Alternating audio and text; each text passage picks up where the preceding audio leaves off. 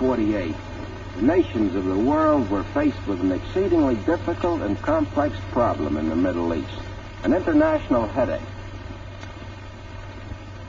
Of course, for us in Israel, the problem was difficult too, but it wasn't so complex. We had a state. There was only one question: would it live?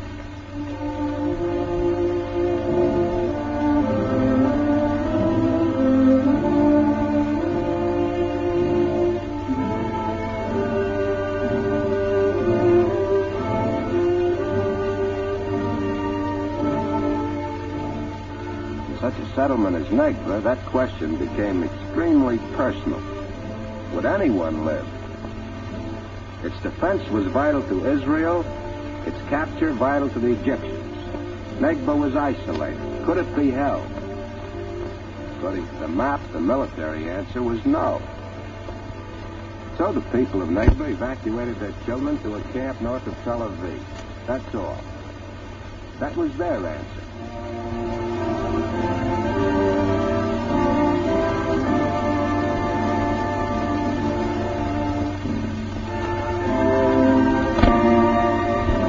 Don't leave your fields, the gardens you grow because of a difficult problem. There was no discussion.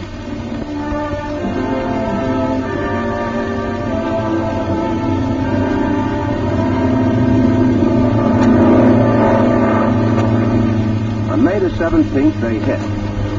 The Egyptians came on with tanks and with planes. What could one do? They took cover. It was the diplomats who really had it hard. The question for them was involved all sorts of international issues. To make decisions, it wasn't easy.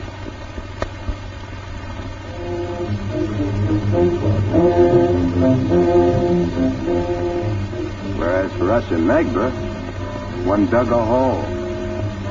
When there was time, you dug a bigger hole. And when things got worse, then we moved the whole kibbutz underground. It was a simple decision. There was nothing else to do.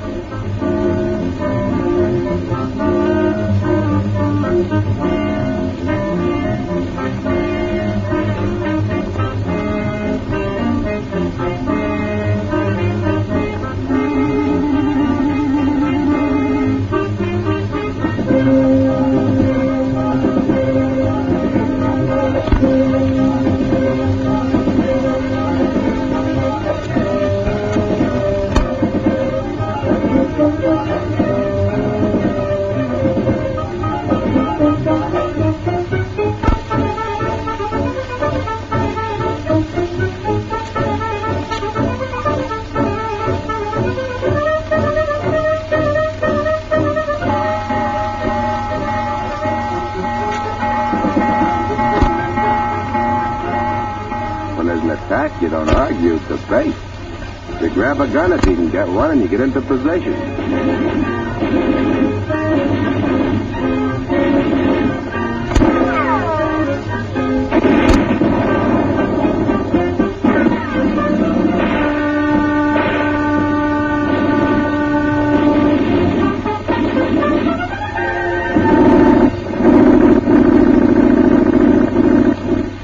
In high council chambers, things went from bad to worse. World security was at stake. We used to listen in on the radio to the troubles they were having.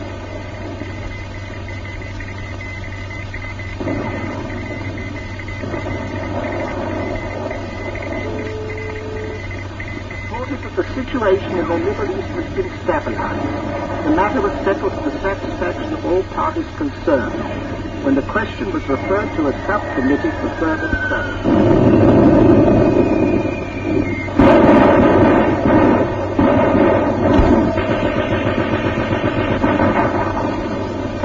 During the summer, one attack lasted 30 days. We were cut off, locked up tight. There was little to do except to sleep and to wait. Food was very low, there wasn't much eating. So living became the simplest kind of an affair, except for Avram and the 80 others who were wounded. Most of these we were able to save. Those we couldn't, we buried at night. Under such conditions, you don't talk. There's only one thing. to save lives. Rachel the gardener even bandaged a favorite tree, rescued a plant from the rubble, because these too were part of the life of Nagba.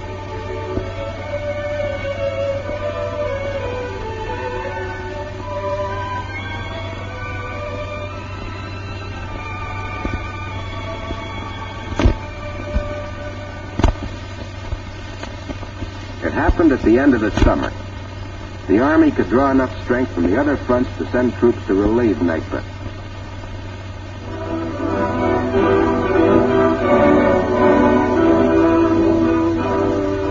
It cost 200 men, but these units broke the blockade.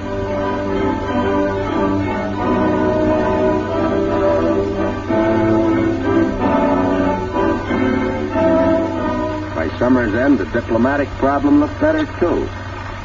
Everyone was relieved.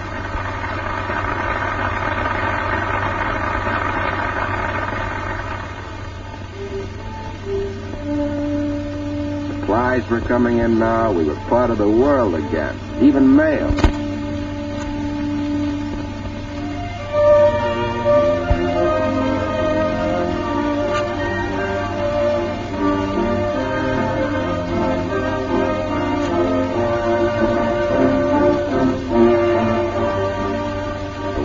Children in the evacuation camp were getting along fine. They asked for nothing, except when to take them home.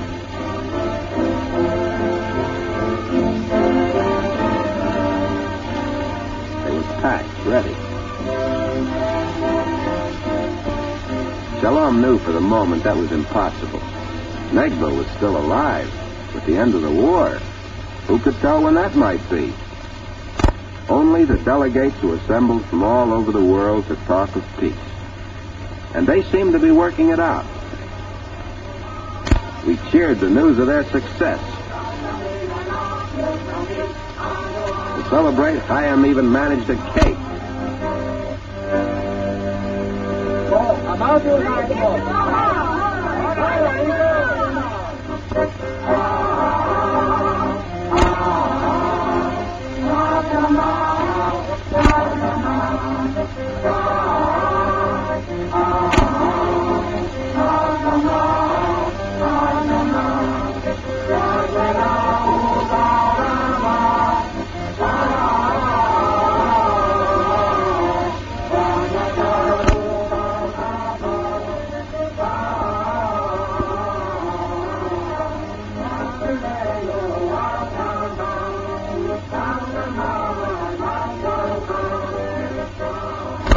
Finally, it came.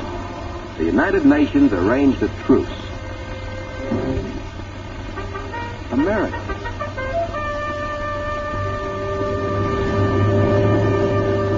The miracle was this. In keeping alive, nothing more, the people of Nagba helped to solve a problem that puzzled even the diplomats of the world. Although they suffered the death of 13 members, although they suffered the ruin of every single one of their buildings hit by more than 30,000 bombs and shells, Nagba lives today. But only as a ruin, as a name. You must help rebuild Nagba. You must help rebuild every other settlement in Israel destroyed by the war. You must match the simple act of their courage with the even simpler act of your generosity. You must give now, or forever forfeit the right to thank these people for what they have done.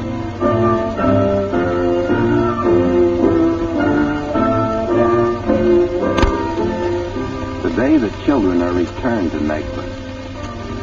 Their settlement is a memorandum to an astonishing victory. These families fought for their lives, simply that, for a state reborn, and helped to create a diplomatic triumph.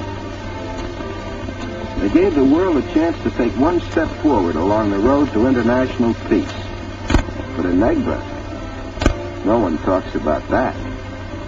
They're too busy building.